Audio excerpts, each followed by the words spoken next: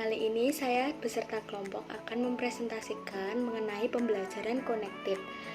Kelompok kami beranggotakan saya sendiri, Gabriela Dia, 18113401, Brandy Dikir Akbar, 18113459, Maria Melani Rosari Chandra, 18113400, Linarti Rambu Seduoyi, 1811344146, dan Novi Estu Nur Latifah 1811342223. Pada kesempatan kali ini kami akan menjelaskan yang pertama itu apa itu model pembelajaran connected, lalu yang kedua kami juga akan memberikan contoh bagaimana cara pembelajaran connected tersebut. Terima kasih, jangan lupa selamat menyaksikan. Apa itu model connected? Model terhubung berfokus pada membuat koneksi eksplisit dalam setiap bidang subjek, menghubungkan satu topik ke topik berikutnya, menghubungkan satu konsep ke konsep lainnya, dan menghubungkan pekerjaan satu hari ke hari berikutnya, atau bahkan menghubungkan ide satu semester ke semester berikutnya. Dengan cara ini, siswa menyadari aliran konten yang dibuat oleh guru, dan aliran ini meningkatkan konektivitas antara berbagai topik. Seperti apa bentuk model connected? Dalam kurikulum dasar, misalnya ditarik suatu hubungan antara satuan batuan dan satuan mesin sederhana sebagai siswa, secara eksplisit hubungkan ini sekaligus melihatnya sebagai dua bidang sains yang berbeda. Yang satu adalah ilmu bumi dan yang lainnya adalah ilmu fisika. Demikian juga di sekolah menengah, guru ilmu bumi menghubungkan unit geologi dengan unit astronomi dengan mengkaitkan evolusioner sifat masing-masing. Persamaan antara dua unit menjadi pengaturnya siswa. Saat mereka bekerja melalui kedua unit, untuk melihat bahwa mereka dapat membuat hubungan timbal balik. Seperti apa kedengarannya? Siswa melihat hubungan antara bidang studi yang secara tradisional telah ada diajarkan secara terpisah. Misalnya, seorang siswa menyimpulkan bahwa hukum tertentu di fisika memiliki inkonsistensi logis. Kemudian, dia memperhatikan itu ketika dia melihat biologi. Ia menemukan hukum itu lagi dan sekali lagi menemukan logika kontradiksi. Dengan melihat lintas disiplin, dia menemukan contoh spesifik itu. Dia terhubung untuk mendukung pemikirannya tentang hukum khusus ini. Dengan tersebut di dalam pemikiran siswa dengan membuat tautan secara eksplisit antara berbagai bidang studi yang terjadi dalam satu disiplin ilmu, untuk siapa lebih baik untuk memahami dan menjelaskan hubungan antara ilmu daripada guru sains.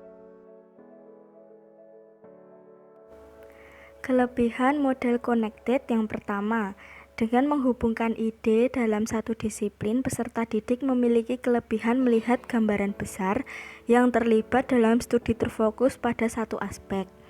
Yang kedua, peserta didik melihat gambar yang mencakup semuanya daripada gambar yang sempit.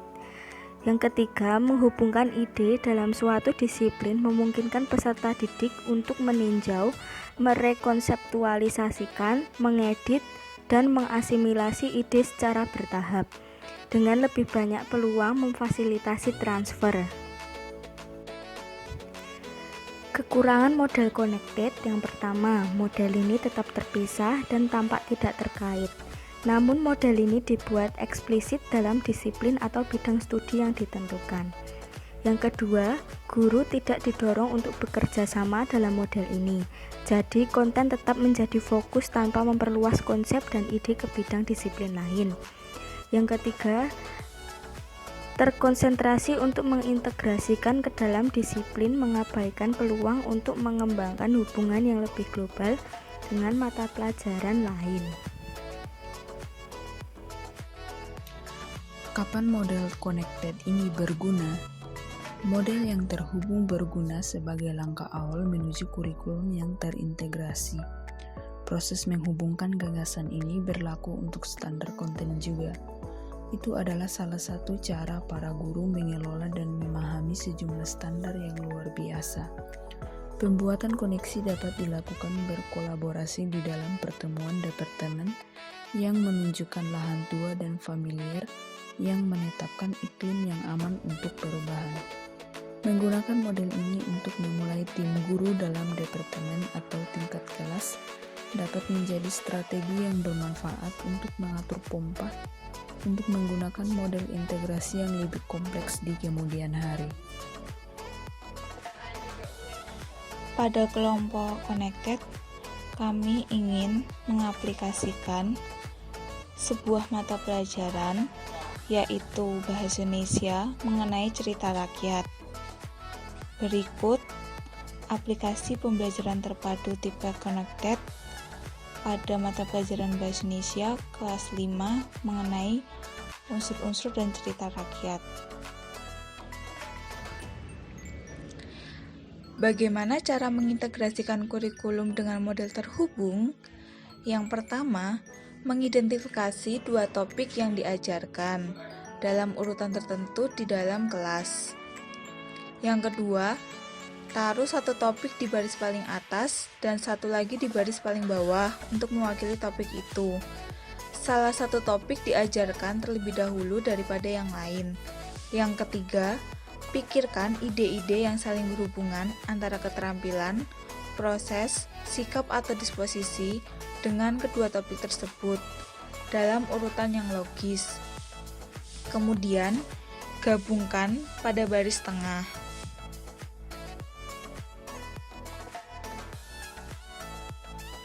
Selamat pagi anak-anak. Sebelum kita memulai pelajaran, mari kita berdoa terlebih dahulu. Berdoa mulai, berdoa selesai. Bagaimana kabarnya anak-anak? Semoga kita semua diberi kesehatan ya. Sekarang Ibu akan melakukan presesi kehadiran.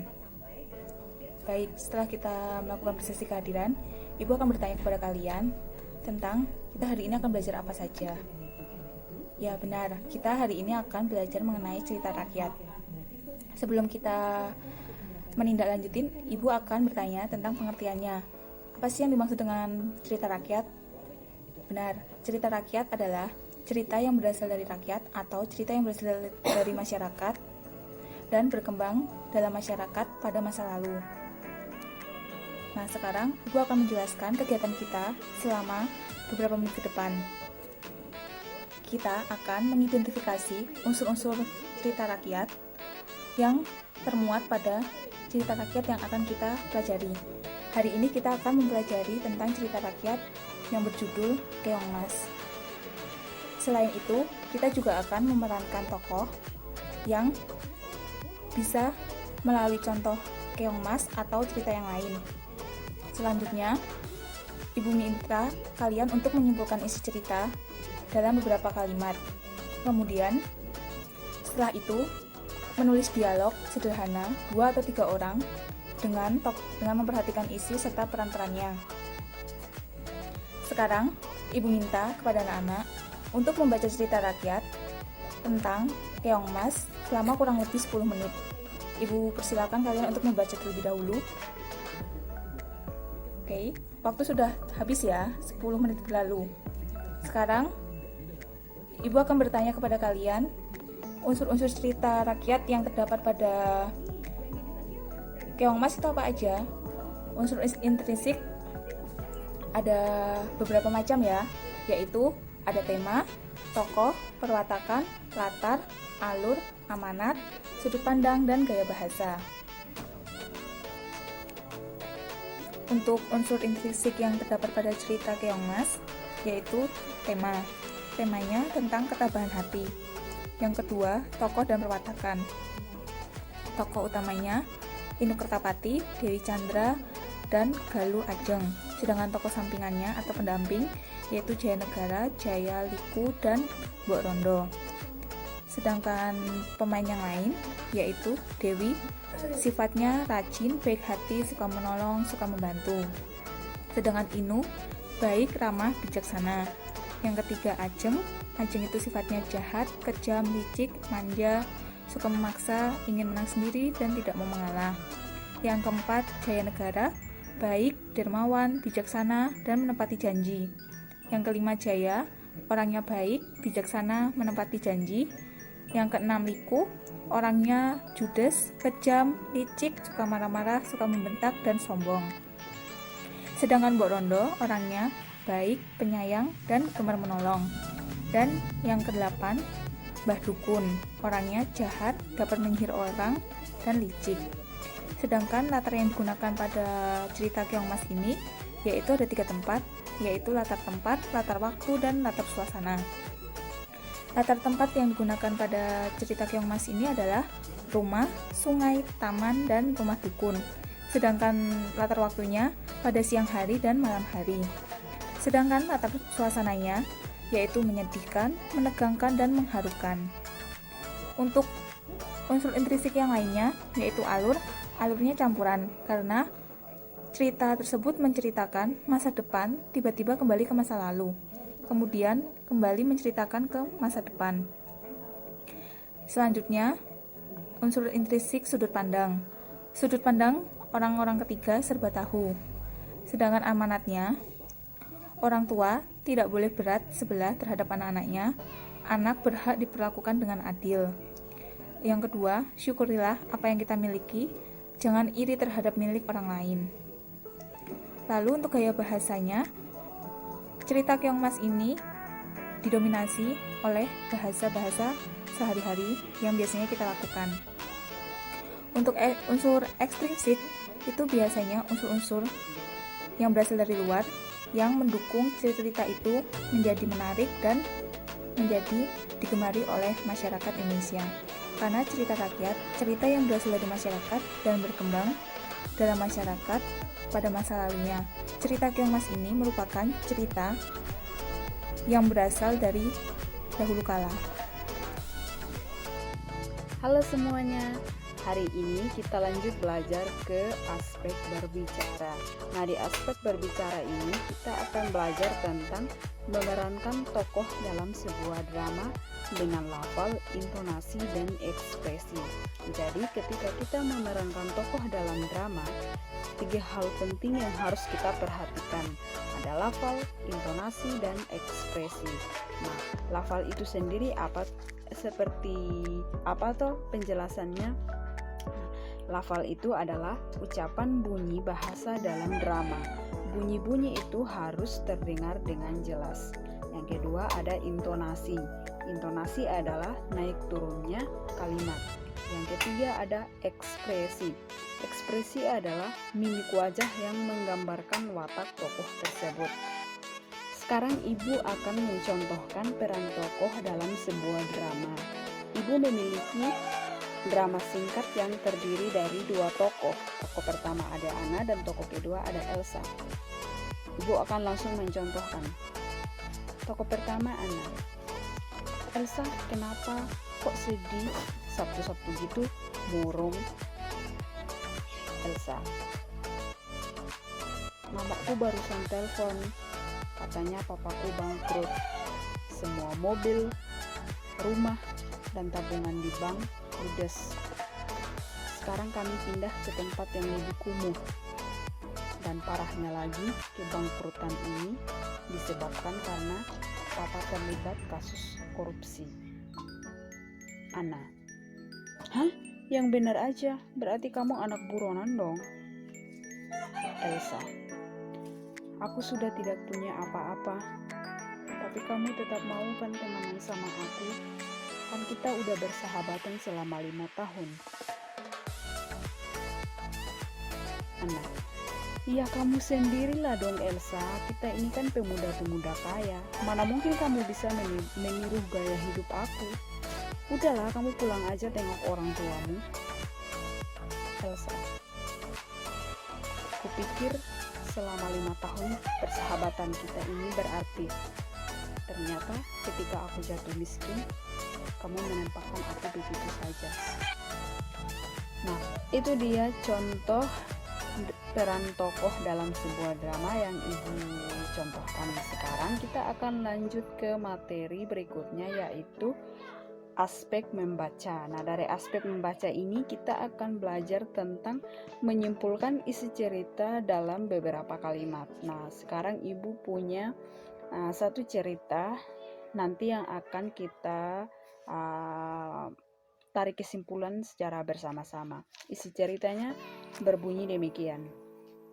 Kereta api Kahirupan dari Bandung ke Kediri anjlok di desa Kaligunting, Saraden, Madiun, Jawa Timur. Kecelakaan diduga disebabkan terlepasnya engsel dan as kereta sehingga roda kereta keluar jalur. Tidak ada korban jiwa dalam peristiwa ini, mungkin karena kereta hanya diisi sekitar 50 penumpang. Saat ditemui di lokasi kejadian, Kepala Humas PT Kereta Api Daerah Operasi 7 Madiun Wahyu Kartono menuturkan, penyebab pasti kecelakaan ada beberapa kemungkinan, antara lain faktor sarana kereta, prasarana rel, dan faktor teknis lainnya. Jadi, dari isi cerita tersebut kita belajar tentang menyimpulkan isi cerita dari beberapa kalimat. Jadi dari cerita yang telah Ibu barusan sampaikan, dapat kita simpulkan bahwa teks tersebut adalah kesimpulannya anjloknya kereta api Kahirupan di desa Kaligunting, Saradan, Madiun. Itu dia beberapa materi yang dapat Ibu sampaikan. Terima kasih.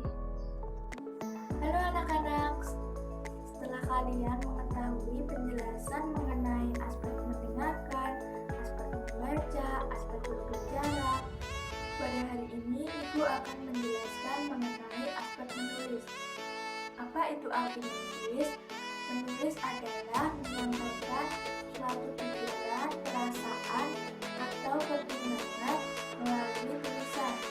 Contohnya menuliskan dialog sederhana tentang cerita rakyat.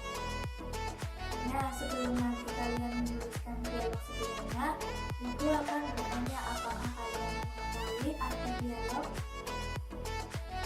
Ya, dialog adalah percakapan antara dua orang atau lebih yang disampaikan dalam bentuk karya tulisan. Nah, contohnya seperti dialog antara Ibu dan Ami saat melakukan kegiatan tersebut.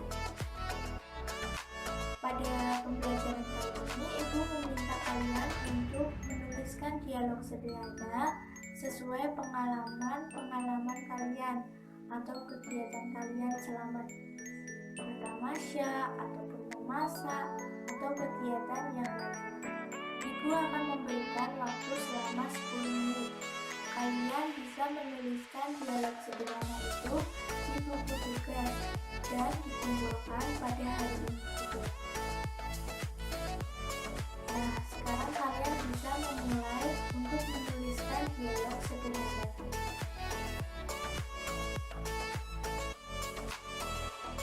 Karena sudah 10 menit, maka Ibu meminta kalian untuk mengumpulkan tugasnya sekarang juga.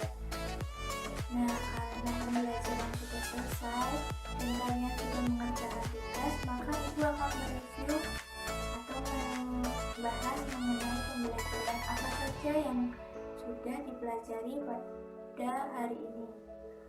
Nah, pembelajaran yang sudah dipelajari pada hari ini adalah kalian mengetahui unsur cerita, bagaimana berperan dalam drama, bagaimana kalian melafalkan, intonasi, ekspresi, dan menyimpulkan cerita menggunakan beberapa kalimat.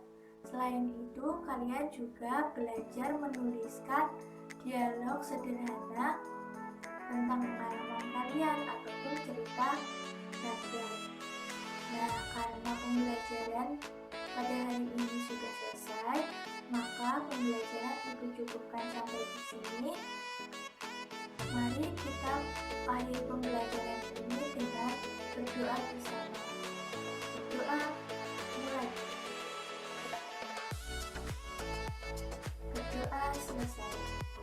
Terima kasih anak-anak sudah mengikuti pembelajaran pada pagi hari ini. Sampai ketemu